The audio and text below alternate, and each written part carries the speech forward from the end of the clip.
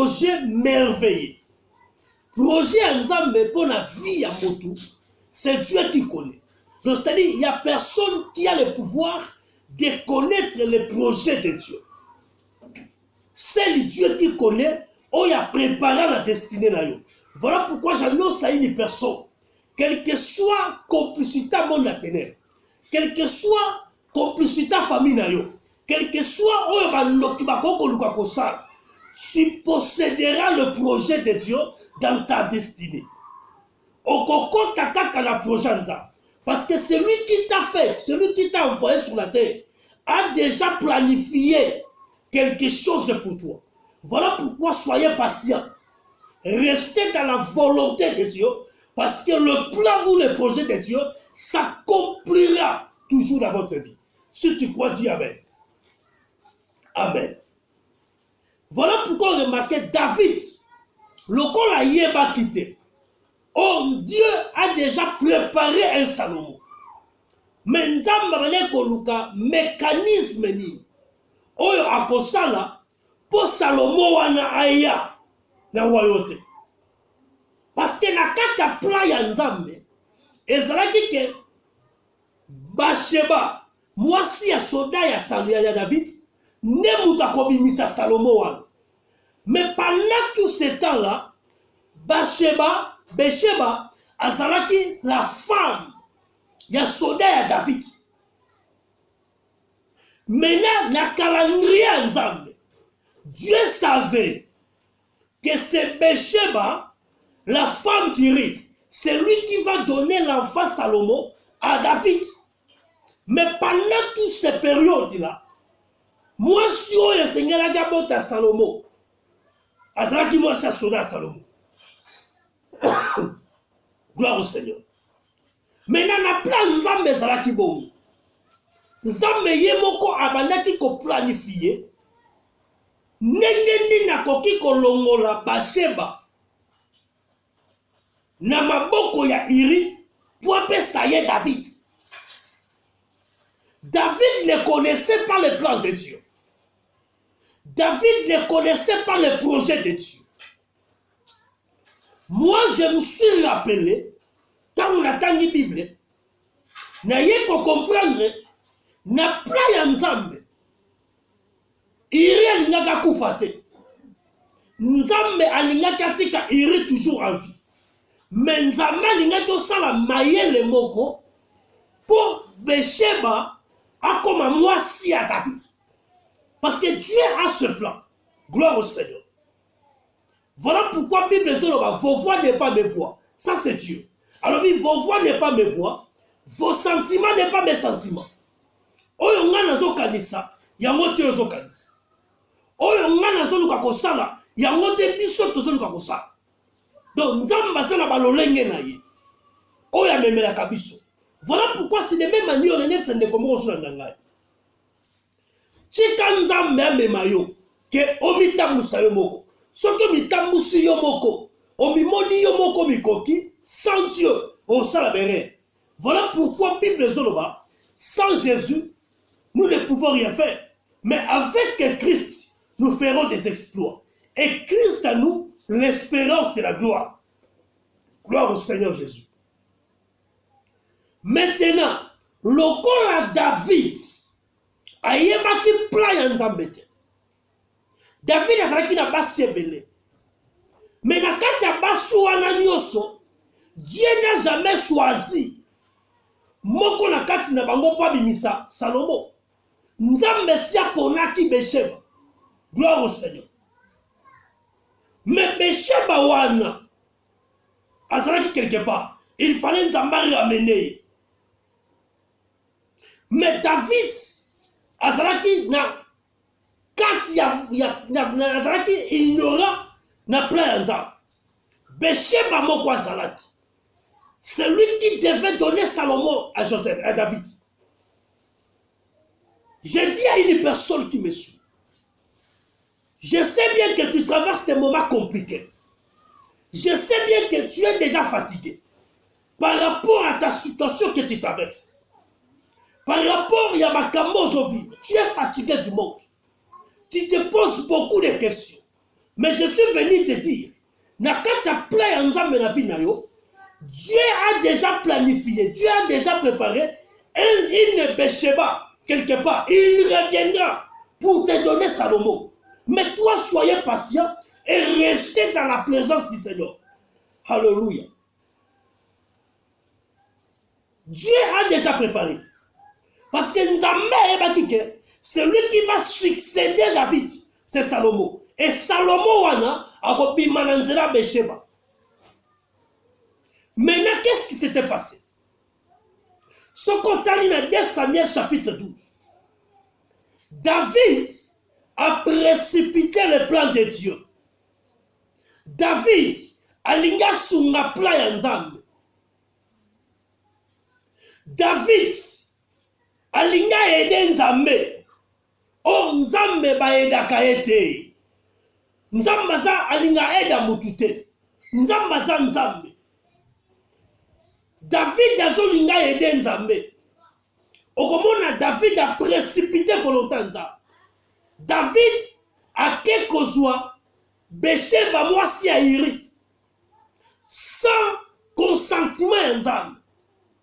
Malgré c'était dans le plan de Dieu, mais ce n'était pas encore le temps. Gloire au Seigneur. Alléluia. Ce n'était pas encore le temps que Bécheba a comme à mwasi à David pour Salomon. Non, ce n'était pas encore le temps. Mais Salomon, David a précipité. David a linga sunga plan Nzambe. Oh, baeda kanzambe te. David a ke kozwa mwasi ya Iri. Bécheba. Tangwa zi mwasi wana. Et David a moni lokola Bécheba a cause la barrière. Ya likamo ya linga sala na vie ya Bécheba. Et la Bible déclare David a zwi Iri. A tiye liboso ya front. Iri a koufi na bitumba. Oh, ce n'était pas dans la volonté de Dieu que Iri a koufa. Ce n'était pas encore le moment ou le temps que David a joué mwasi ya Iri a commisé mwasi na ye. Ce n'était pas encore dans l'état. Malgré c'était dans le projet futur de Dieu. Nzambe lingaka luka mécanisme, papa. Ezana mutu musozo na nanga suko. Lokolo zomona makambo zo simbate na vie. Obani ko se faire des efforts. Et niro moni ke yo ndoko ede Nzambe. Non, Nzambe ba eda ka ete. Bible zolo ba mutu moko te na mayele na ye. Akoki kozwa eloko azana ngo posa. Job bazolo ba lobi tout ce que nous recevons dans nos mains, ça vient de l'Éternel. Gloire à Dieu. Donc, c'est-à-dire, si tu es dans la volonté de Dieu, si tu es dans le plan de Dieu, tu ne peux pas être pressé à toucher les choses qui n'est pas encore dans le temps. Ça va vous amener à une malédiction.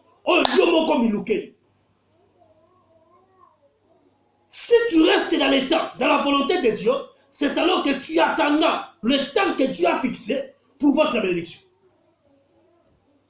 Donc, dans la vie spirituelle, dans la vie physique, ne précipitez pas la volonté de Dieu, mais toi restez et attendez la volonté du Seigneur. Voilà pourquoi Paul a dit dans l'Éphésiens, excuse, alors dans tout ce que vous allez faire, cherchez d'abord à connaître quelle est la volonté de Dieu. Parfait. Parce que la volonté de Dieu, c'est ça ce qui va nous amener. Il y a qu'on compte la carte à temps correct pour te vivre bénédiction avec la joie. Gloire au Seigneur. Gloire au Seigneur. Maintenant, tant que David a su Bécheba, abomisi mobali à Bécheba, comme ce n'était pas encore le temps, comme ce n'était pas encore dans la volonté de Dieu que Akomawana, qu'est-ce qui s'était passé? David a tué Zemi et pas Bécheba. Sans volonté de ça. Et quand Dieu a vu cela, Nzambe a dit prophète Nathan. Nzambe a dit prophète Nathan. Alors, il y a David. makambo ya sali boye. Omiriche azala banyama ebele. Pauvre pas azala banyama muke. Même mupaya ekotala omiriche azwi kaka nyama ya nani. Ya pauvre azwi asaleli mupaya na ye. Muta bongo boye alobi oyebi histoire. Prophète Nathan aye koyebisa David na parabole. Ce que tu as fait là, ce n'est pas correct. Et l'autre s'appelle mes amis, mes chers amis. David, après avoir koyoka message du prophète Nathan, Nathan ebisi David, mutuango esayo, yozana ba sebele. Mais comment c'est fait? Aucun que je sois moi si un serviteur là. Deuxième des choses, au bombi si les sous un serviteur roi. Mais l'on consale les aragatés David. Dieu n'est pas pour toi. Dieu est devenu contre toi. Dieu est fâché. Dieu est fâché. David a reconnaître ma paix. Amen. Mais ma paix David a salaki. Pressé au David a salaki nango. Et comment qu'il péché. Et comment qu'il malédiction. Et pas à David. Prophète Nathan a ébissé David. Lokolo saliboye. Ainsi parle l'Éternel. Alléluia. C'est ça le problème. Ainsi parle l'Éternel. David a précipité. David, à cause de l'okoso ya Kibomobal, a précipité volontairement. À quelque soit moi si Nathan Nzambete. À quelque bomisala mobali abat. Or, moi j'ai compris, si le temps de Dieu est arrivé, Nzamba préparé que lokola Nzamba préparé que Salomo a kobimana Besheba, Nzamba n'était tout seul loko moko, peut-être la makanisinanga, a l'iratika iri en vie, a créé ma circonstance moko, a vu Besheba, a commis si femme à David, pour Salomo bima a remplacé la tour. Parce que Nzamba c'est la calcul. Donc il y a un multi-système. Mais David a précipité. David a été pressé. David a sali makambu sans révélation, sans qu'on réfléchisse, sans qu'on consulte Nzamba. Dieu n'était pas d'accord avec David. Pourquoi? Parce que David a précipité. A quelqu'un commettre des erreurs, a quelqu'un commettre ma gaffe. Pourquoi? Parce que David ne connaissait pas la volonté. David ne connaissait pas le plan de Dieu. Et ça, la moutoumoussa, je l'ai dit. Yaya. Osa ko souffrir le lot parce que tu ne veux pas entendre le temps de Dieu. Tu ne veux pas rester dans la volonté de Dieu. Nzambe ayebi na ye mala que yo comme président de la République. Dieu sait. Nzambe ayebaki na ye que yo ko bala libala ya ministre wa. Dieu sait. Nzambe ayebaki na ye que yo ko kende poto. Nzambe ayebaki na ye que yo ko koma na mbongo. Mais façon nini oyo zweli yango. Ozo vivre ma conséquence lelo na kati ya bénédiction na yo. Pourquoi? Parce que tu as reçu cela non selon le temps de Dieu, mais tu as précipité la volonté et vous avez précipité le temps.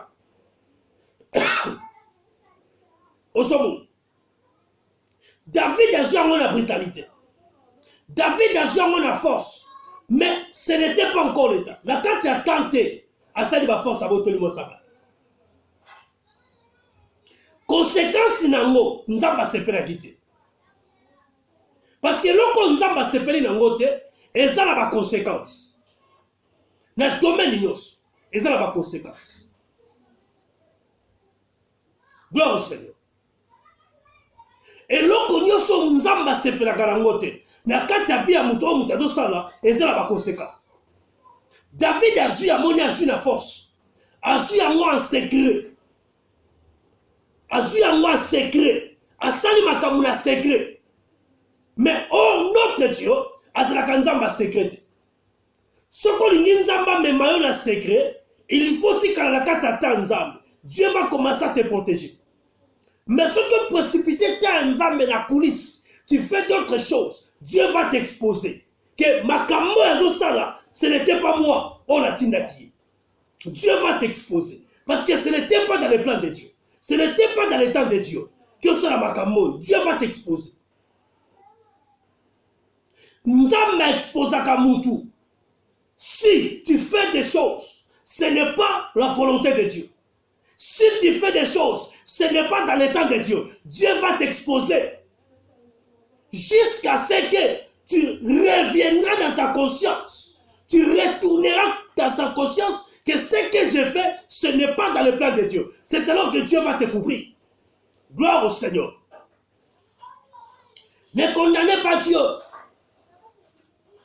David a cela qui m'a comme un secret. Mais, à mon avis, est sili. Mais, et pas Nzambe. Nzambe s'est pas quitté. Dieu a envoyé Nathan. Malgré c'était dans la volonté de Dieu. Que Béché va combattre à Salomon. Mais ce n'était pas encore le temps. Ce n'était pas encore le moment. David a précipité. Et conséquence dans les années. Et ça va tout sous l'élo. Osala qui n'a pas ça beaucoup. Nzamba yebaki déjà que yo comme président. Mais les lois conséquences ont vivre ma belle. Ozo mituna pourquoi dans ce qui me conduit. Mais ma camaison marchait na qui me conduit nangai. Ce n'est pas normal, ce n'est pas mauvais. Mais esa volonté nzambo sur la président. Mais est-ce que dans la nengo ozoliango na façonni. Est-ce que c'était dans la volonté de Dieu et dans le temps de Dieu où tu as précipité la volonté de Dieu le temps de Dieu? C'est ça le problème. Zamba lo baki okobala. Mobali ya bien. Mais lelo libala oyo bali. Libala wana ememeli yo ba problème. Ememeli yo makamebelebele. Ya mabe. Vous avez se poser question. Est-ce que vraiment mobala vie na ngai? Oui, Nzamba lo baki okobala. Mais libala oyo suis. Est-ce que c'est dans la volonté de Dieu? Est-ce que c'est dans le temps de Dieu où tu as précipité le temps? Voilà pourquoi les conséquences. Nzamba lobaki okozala ministre. Mais lelo comme ministre, ba problème na kati ya ministère na yo. Est-ce que malgré Nzamba yebaki okokoma, est-ce que nzela oyo komeleli yango, façon oyo komeleli yango, est-ce que c'est dans la volonté de Dieu ou ce n'est pas dans le temps de Dieu? Voilà pourquoi ma conséquence est sur l'andal. Voilà pourquoi ma malheur est sur l'andal. Voilà pourquoi ma plaire est sur l'andal. Pourquoi? Parce que on sera qui n'a la volonté ensemble, mais tu as utilisé des stratégies personnelles yayo, ma force nayo, corruption nayo, pour les lots comme les sikawan. Voilà pourquoi Dieu t'a laissé, Dieu t'a abandonné. Parce que David a le bien comme on a dit déjà très important. Alors c'est la bénédiction de l'Éternel qui enrichit. Père donc en notre terme, quand Dieu te bénit dans son temps, et cette bénédiction est dans la volonté de Dieu, Dieu va protéger, Dieu ne permettra jamais que le malheur atteigne ta bénédiction, parce que lui-même il va te protéger. Mais toi, pose-toi des questions. Tu es ministre. Comment comme les ministres? Tu es président. Au comment qui président wana ndengeni? Au comment PDG? Au comment qui wana ndengeni? Qu'est-ce que tu as fait pour contre la libala? Qu'est-ce que tu as fait pour comme l'église voit? Est-ce que c'était dans la volonté de Dieu? C'était dans le temps de Dieu où vous avez précipité les choses sans Dieu? Voilà pourquoi les conséquences arrivent. On soit conscient ça koyeba. Est-ce que esika nazalio? Est-ce que nzambe mutatienga to makasi na ngande komisinga wa sans volonté nzambe? Voilà pourquoi je suis en train de vivre ce que je suis en train de vivre maintenant. Gloire au Seigneur. Voilà pourquoi Jonathan Nathan a ébissi David. David doit reconnaître que Asali Mabe a sengi bolimbis. Alors, Nathan, j'ai péché contre l'Éternel, que Dieu me pardonne. Alléluia.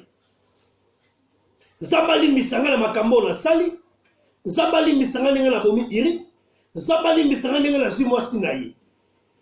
Ali misanga. Zabayo kilanga mawa, nasaka mosali na.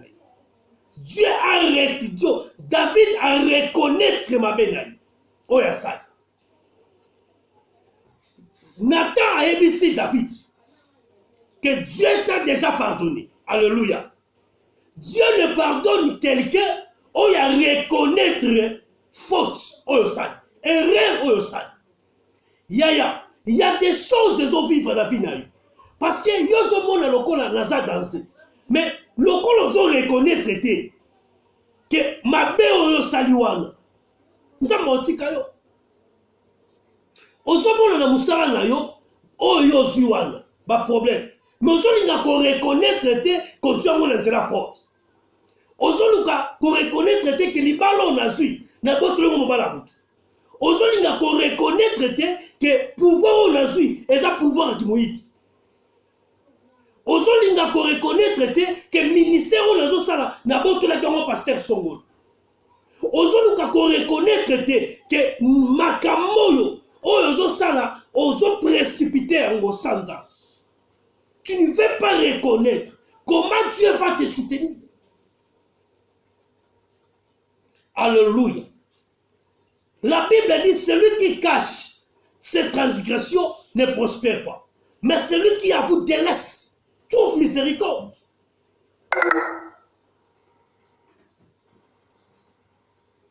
Voilà pourquoi remarquez David, tant on va reconnaître Balimbisi, mais conséquences na mweza lakini.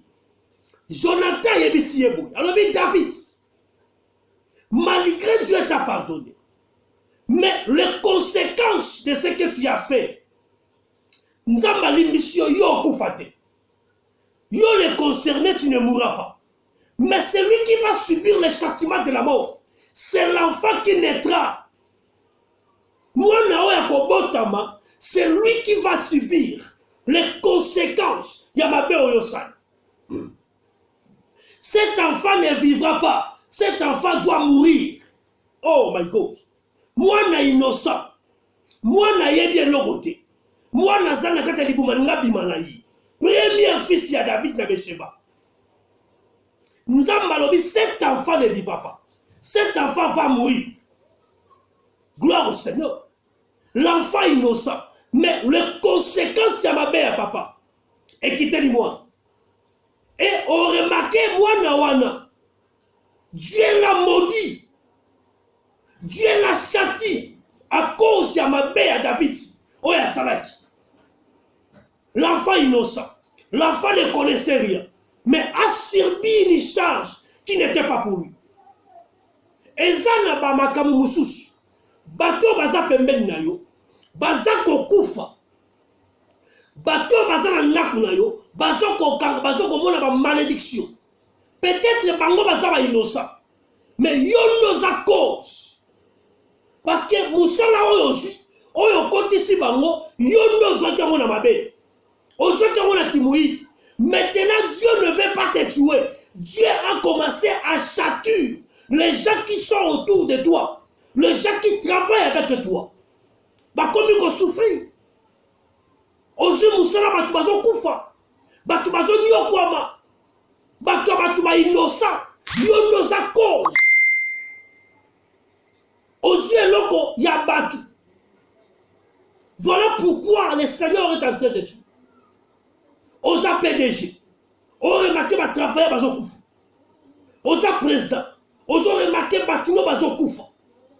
Osa nalibala, osa bota ba morine.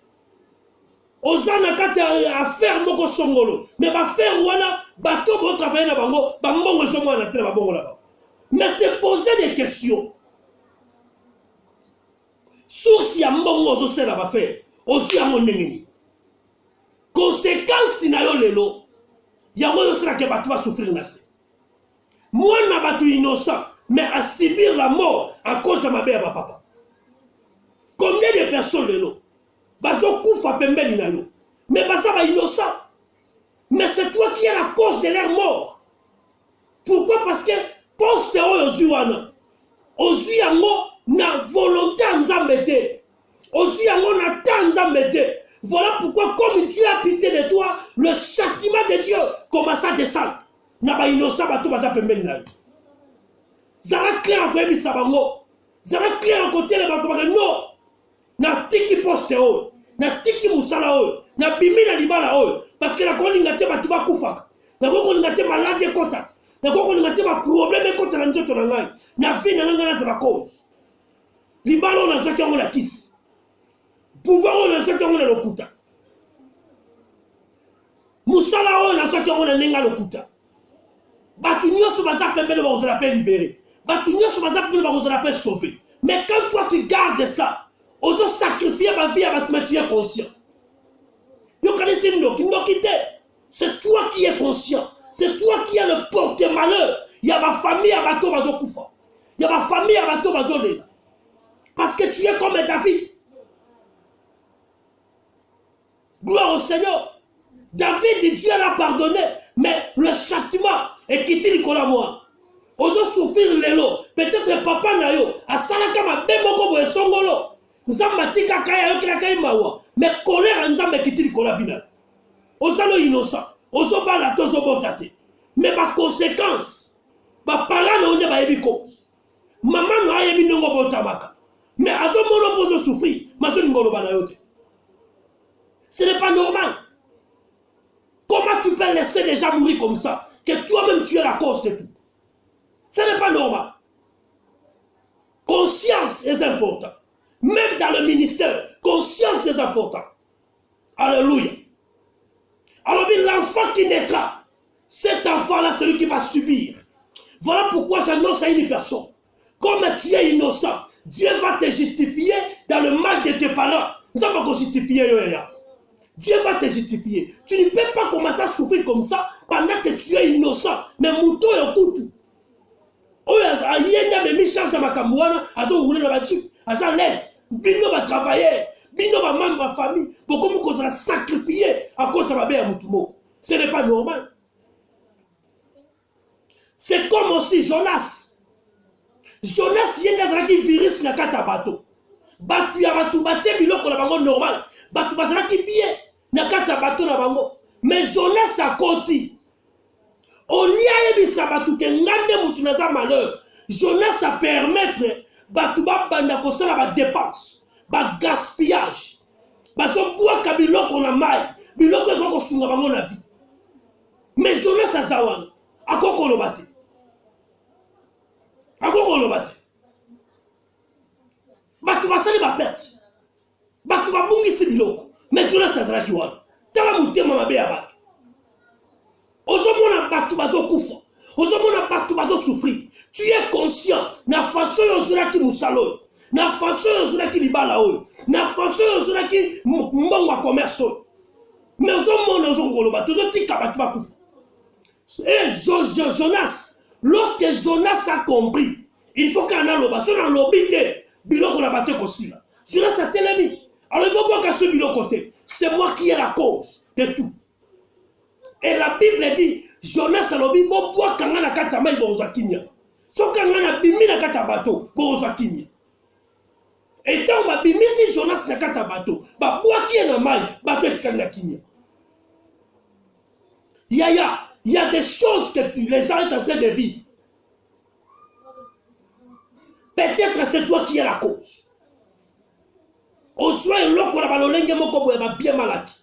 Au soin l'eau qu'on a brutalité. Au soin l'eau qu'on a secret. Pour faire un yoko la batte. Yango moni nzamba ebisi nata. Yebisa David. Loko la salibongo. Ngai nzambe. Ya sala kiango na secret. Mais moi Dieu, non sala ngo na secret. Na kozwa basi na ye. Na ko exposer bango na mibali libanda. Bako lala bango en plein jour.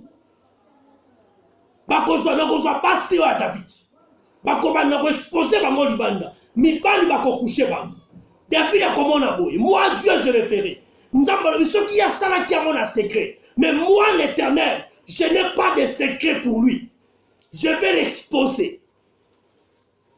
Dieu a exposé David. Nous avons vu David exposé. Azui basi à David. Papa, bazwa basi na yo, batwa comme on l'a la bango en plein jour. Aujourd'hui, Dieu a fait. C'est une humiliation. Dieu a commencé à humilier David.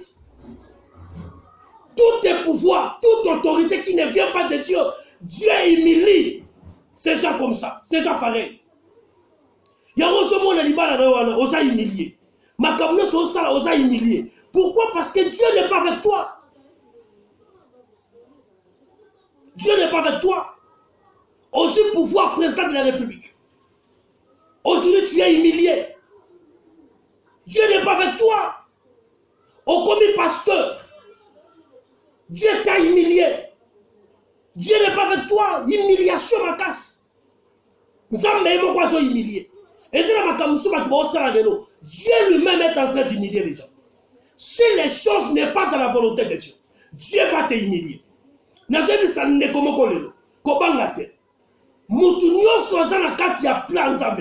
Dieu va l'humilier. Nous allons humilier.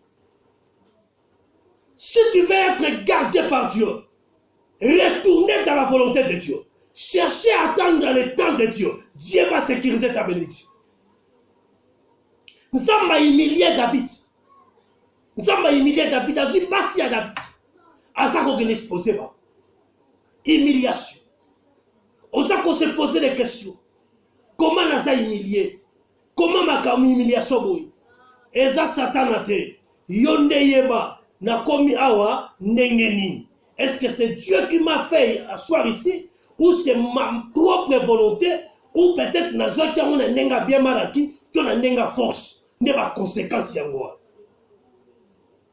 Que Dieu vous bénisse. Retournez dans la volonté de Dieu. Retournez dans le plan de Dieu. Moutwa kosayote. Si les choses n'est pas dans l'état de Dieu, si les choses n'est pas dans la volonté de Dieu, ces choses a toujours des conséquences de malheur. Yamomoli mwana liboso à David, na Besheba à Vivate. Mwana wana depuis abotama, abanda kobela, et naissance ya mwana wana, et tikala jamais kolalisa David bembete, et tikala jamais kolalisa David et le robe royal, et tikala jamais kosekisa David. Au moins depuis mwana botama, sur hôtel na 2 Samuel chapitre 12, David a l'ongwa la mbeka comme kolala nasi. David a l'élagaka. David a l'ongwa le lamba royauté comme le lamba basak. Pourquoi? Parce que Azo Luka a collé le nzamba. Nzamba bikisa moi. Oh, mouton nzamba la keli mabe. Ato sambeli. Malédiction l'ongwate. Ozomo. Ozo sambela. Ozo bengi saba pasteur. Baya ba sambela pona yo. Mais pendant que yo moko za la cause. Oyebi ke musalo na zongo na likones kokeri. Musala pouvoir on a zongo na ndenge ya mafia. Mais aujourd'hui la peba pasteur bazoma Dieu est avec toi. Dieu est... Mais c'est l'escroquerie aussi. Nous sommes arrivés au temps de dire aux enfants de Dieu la vérité. Pour sauver les enfants du Seigneur, pour sauver les nations, pour sauver le peuple congolais. Nous sommes appelés, en tant que nous les ministres de la parole, de dire aux gens la vérité, la cause de leur malheur, afin que le peuple soit sauvé, afin que l'église soit sauvée. David a prié. David a commis qu'on s'ambela. Pour le moine, que moine parce que Dieu a déjà parlé. Ozo sambeli sabasalanza. Obo sambela pour la pouvoir nanga. Bo sambela pour la libala nanga. Bo sambela